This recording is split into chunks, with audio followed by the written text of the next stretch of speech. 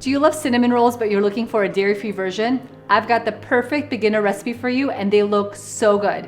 You don't need any special equipment, you don't need any special ingredients, and you don't need any special skills. Hey everyone, it's Yumna from Feel Good Foodie, and I have a confession. I'm not really good at baking, but I fake it till I make it. And if I can make these cinnamon rolls, so can you. This easy cinnamon rolls recipe became so popular during the holidays because of its simplicity, and it just so happens to be naturally vegan. I'll share my quick dough recipe, my warm, sugary, cinnamony filling, and a quick glaze that you can make in a pinch. So let's get rolling. We're gonna start by making the dough recipe. Over here I have 2.5 cups of all-purpose flour, and we're gonna add to it 2 teaspoons of yeast.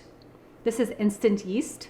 Then we'll add 1 tablespoon of sugar. You can use any kind of sugar. I'm just using light brown sugar here because that's what I use for the actual filling as well. Then we'll add 1/2 teaspoon of salt. Now let's whisk all this together.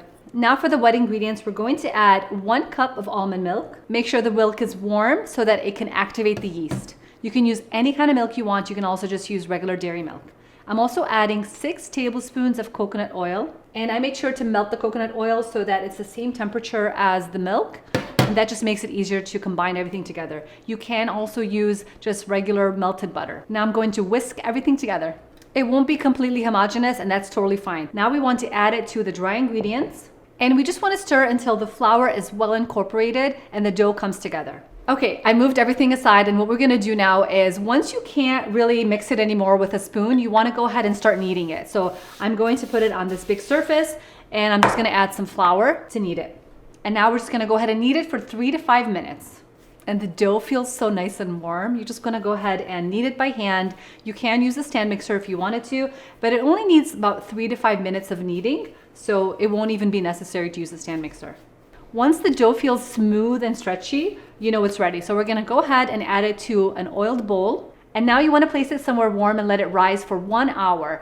I recommend putting it in the oven and just make sure the oven is off. You can even put it in the laundry room where it's nice and toasty in there. Just make sure it's not somewhere too hot because the heat can actually kill the yeast.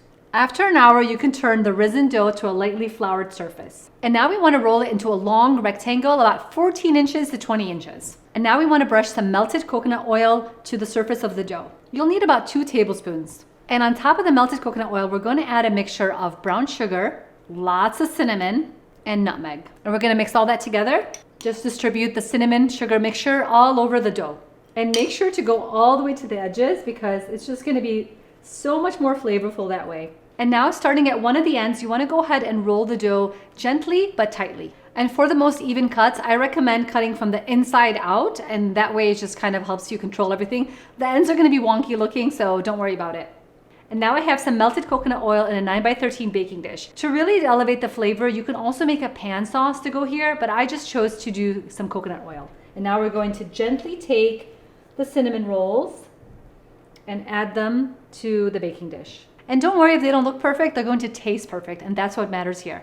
Now we're going to let it rest again for 45 more minutes, somewhere warm. And now they've doubled in size. I'm gonna show you what they look like.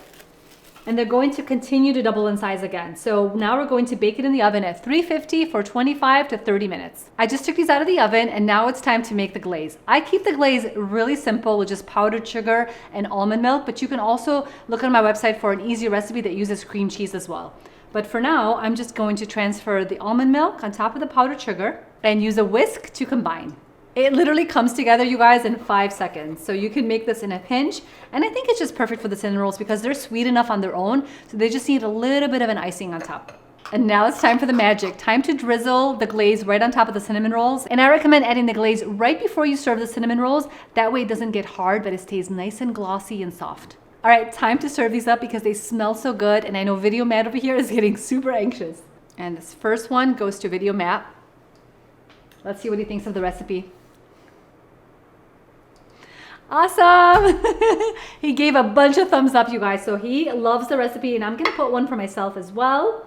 I love that the recipe is vegan, but it really doesn't taste like you're compromising on any ingredients. And now I'm going to do a quick little taste test. It's still really warm.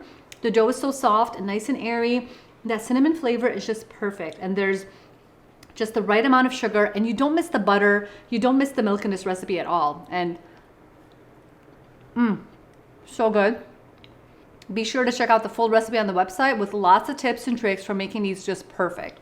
See you guys next time.